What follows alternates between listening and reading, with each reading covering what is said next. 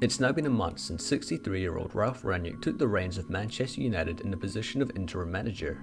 United fans looked on in awe for the initial 30 minutes in the German's first fixture against Crystal Palace. This was a completely different United out on the pitch. I mean, Fred put in a screamer from outside the box. But apart from that first half of that first game, the Red Devils haven't been that impressive. What we saw in this game against Palace, and I've had glimpses at in the game since, are the tactics that Ralf is trying to implement. So let's start with the obvious. Formation. Under Ollie, United shaped up in a 4-2-3-1 with 2 CDMs, an attacking midfielder and 2 wingers accompanying the lone striker.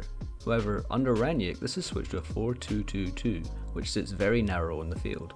The reasoning behind this narrow formation is to try and force the opposition to play the ball wide to their fullbacks. When the opposition do pass to the fullbacks, this is the trigger for United to start Ralf's infamous press, which they do in order to force the fullback to play a pass back towards the centre. This pass to the centre is then forced, again, by the narrow formation either via the keeper or the centre back out to the other fullback, where ideally the process would be repeated.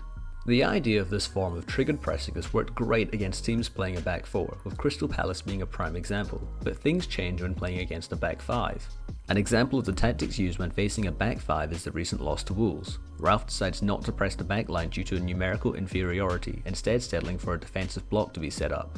If pressured and pushed back, this block devolves into a 4-4-2. Teams adapting into a 4-4-2 when in their own half is very common in today's game, as it is often seen as one of the most defensively sound formations. So this begs the question, if Ralf has solid tactics so far, where do the problems, which appear to be tainting United's performance, arise? Well, the issue facing United is, as some may have guessed, mainly in the midfield. Ralf Rangnick is known for counter-pressing, the act of pressing the opponent after they get the ball, in hopes of regaining possession quickly.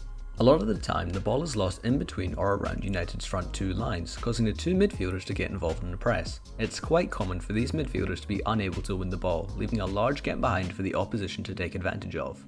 This has been changed in the last 2 games however, with Matic planting himself in front of the backline and McTominay pushing forward in a more box-to-box role.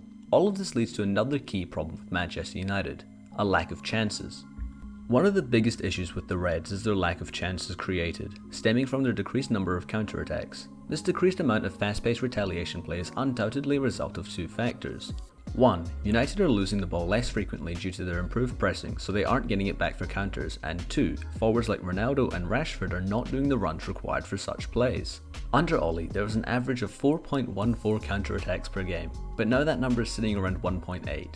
Overall, I don't think things under Rangnick are as bad as some may say. His team have taken 10 points from 15, which definitely isn't the best, but having done so somewhat consistently is an improvement. All of the rumours coming out about losing the dressing room is definitely a topic for another video. If you enjoyed this video, please leave a like and subscribe so you can stay up to date with the latest football breakdowns.